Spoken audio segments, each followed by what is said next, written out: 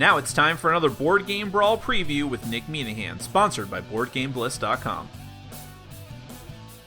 Hey folks, my name is Nick, this is Board Game Brawl, and today we're going to be taking a look at a game that is currently seeking funding on Kickstarter. That game is called Gnomi, and it's from Poppy Jasper Games. Now, if you like what you see throughout the rest of this preview video, you can go to the official Kickstarter project page. There's going to be a link up in the top corner of your screen, as well as down in the description section underneath this video. Those links will take you to the Kickstarter project page. You can find out more information and hopefully consider backing the project.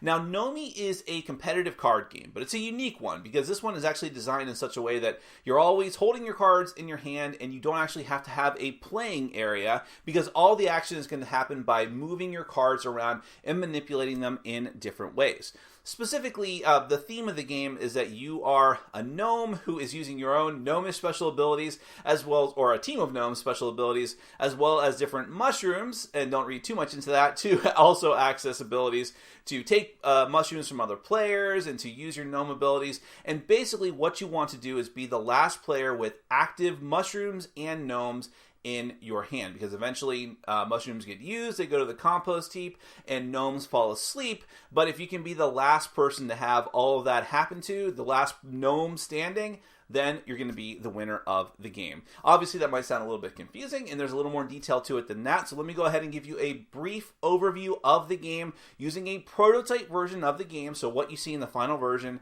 may be different than what I show you here, but then we're going to come back, I'll give you my final thoughts.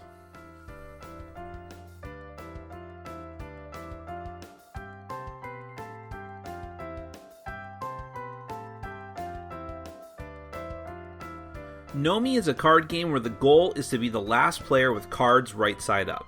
There are two types of cards in Gnomi, gnomes and mushrooms. At the start of the game, you'll deal a certain number of each out to each player. You keep these in your hand and then put the unused cards away. In this way, Gnomi could theoretically be played without a playing surface.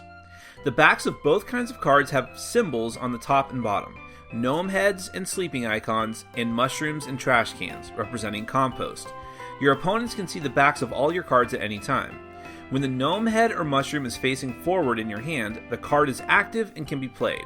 If the compost or sleeping symbol is facing forward in your hand, that card can no longer be used. If all of your cards end up that way, you are out of the game. Decide who goes first and then take turns in clockwise order. On your turn, you either use a mushroom or a gnome card. Reveal it to the other players, resolve the effect, then return it to your hand and turn it around to show that it's been used. Gnomes go to sleep, and mushrooms go to the compost heap. You need not play a card, but if you don't, you must still rotate a card to show that it's been used. Let's talk about mushrooms. There are 5 colors: orange, white, blue, red, and purple. These can be used in 2 ways. If you use only one mushroom, you choose another player, and if that player has a mushroom of the same color, they must give it to you. Instead, you can choose to use 2 mushrooms at a time, in which case you choose another player and instead take a mushroom at random instead. Gnomes have powerful abilities printed on their front sides. Simply read the ability and resolve it. There are abilities like Hans the Destroyer, which forces each player to flip over mushrooms of a certain color, or Sophie the Rouser, who wakes up another gnome. Also, if you play multiple games of Gnomi, the Golden Gnome comes into play. The winner of the last game gets to start with the Golden Gnome, which lets you peek at someone else's gnome. When all of your gnomes are asleep and all of your mushrooms are in compost, you lose. But if you're the last one standing, you win. That is Gnomi. Let's get to my final thoughts.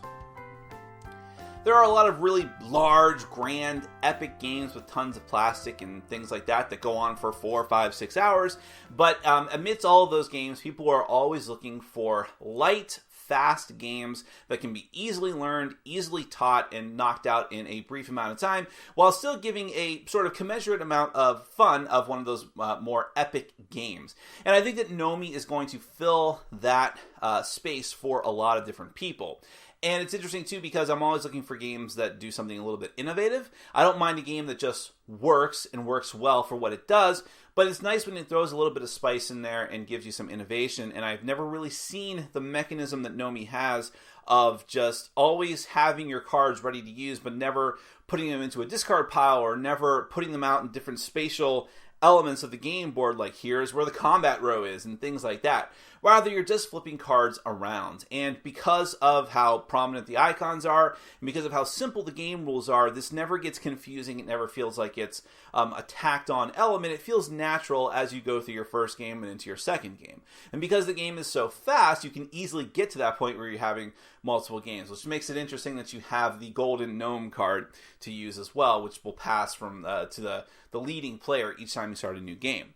But the game is very interesting, and like I said, it's very straightforward. You're using the mushrooms to get other mushrooms. You're using the gnomes to have really drastic abilities like killing a lot of different mushrooms or taking a lot of different mushrooms or waking up one of your other gnomes to use their ability again. And it's all about this hand management, using your cards in the best, most efficient way possible to be the last one standing with usable cards in your hand, which is such a simple concept, but it does keep the game open to a lot of depth because of the different gnomes that you may or may not have access to, the different mushrooms that you have. There's the deductive element of keeping track of who gets what card as people are playing these cards back and forth and how the mushrooms are changing hands. So I think the game is going to appeal to people who like these light, fast games, but who also want just a little more teeth to those games than just like really simple card games. There's a bit more to that here, and so I think it's going to appeal to a wide variety of people. And if you are one of those people, or there is someone in your family or friends that you know who would enjoy this game,